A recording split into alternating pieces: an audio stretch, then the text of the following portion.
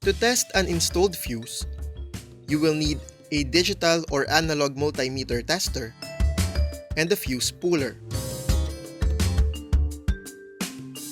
Turn off the safety switch.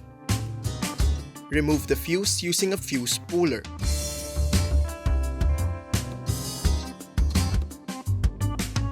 Power on the multimeter. Make sure that the dial is pointing towards continuity testing. You can put the positive and negative leads together first.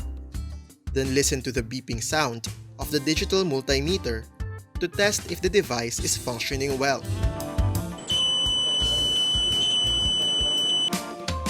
Since analog multimeters have no beeping sound, the movement or the deflection of the pointer will indicate if the fuse is functioning well or not.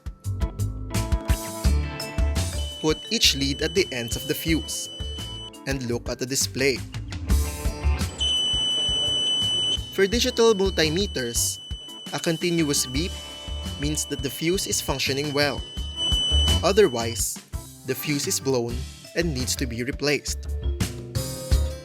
For analog multimeters, the fuse is blown if the multimeter pointer does not move or if there is no deflection.